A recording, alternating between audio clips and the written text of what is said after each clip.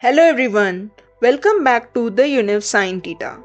Today, as a part of our series exploring the world of integrated circuits, we are going to take a deep dive into the heart of ICs, the transistors.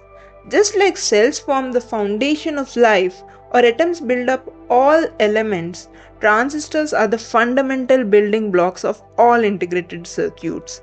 Without them, there would be no microprocessors, memory chips, or any of the electronics we rely on today.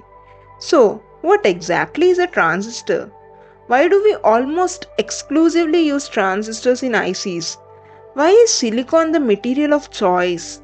We'll break it down by comparing bipolar junction transistors and field effect transistors, exploring how FETs evolved into the MOSFETs that dominate modern chips, and even touch on cutting edge technologies like FinFETs and gate all around transistors. We'll also see the fascinating physics behind how transistors work, from second order effects that start to matter at smaller geometries to the emerging quantum effects that challenge designers as we push into the nanometer scale. So, without further delay, let's dive right in.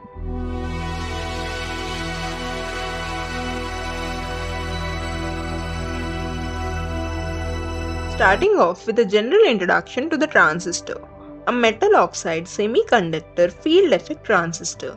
The most common type of transistor in modern ICs is a four-terminal device consisting of the source, drain, gate, and bulk or body.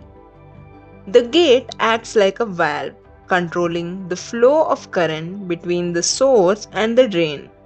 But unlike a mechanical valve, everything here is controlled by an electric field.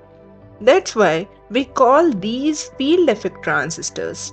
In fact, a MOSFET is best described as a voltage controlled current source. The voltage applied to the gate determines how much current can flow through the channel between source and drain, and that's the fundamental principle behind how digital logic works at the hardware level. But how did we get here? Let's take a brief journey through the history. Before transistors, electronics relied on vacuum tubes, bulky and power-hungry devices used for amplification and switching in radios, early computers, and communication systems. The invention of the diode vacuum tube by John Ambrose Fleming in 1904, followed by the triode by Lee De Forest in 1906, laid the foundation. But vacuum tubes had limitations. They generated a lot of heat, consumed significant power, and were mostly prone to fail. The demand for something smaller, more reliable, and more energy efficient paved path to a lot of research on it.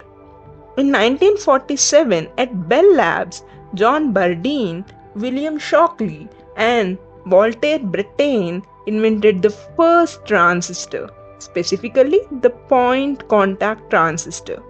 This moment marked the birth of the semiconductor age. Soon after, bipolar junction transistors became the standard for amplification and switching. Over time, as the need for higher integration, lower power, and greater speed grew, field effect transistors and particularly MOSFETs took over. Thanks to the simple structure, low power consumption, and ease of scaling, MOSFETs became the workhorse of modern ICs. Today, while the principle remains the same, controlling current flow using an electric field, transistors have evolved into advanced forms like FinFETs, gate-all-around transistors, and nanosheet FETs, all designed to keep up with Moore's law as we enter the nanometer and atomic scales. Truly, as they say, necessity is the mother of invention, and the transistor's evolution is a perfect example. So, that's our first step into the world of transistors. From the bulky vacuum tubes of the early 20th century to the nanometer scale MOSFETs powering our devices today.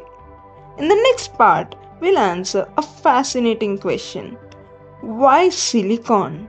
Why, out of all the elements in the periodic table, did it become the king of semiconductor materials?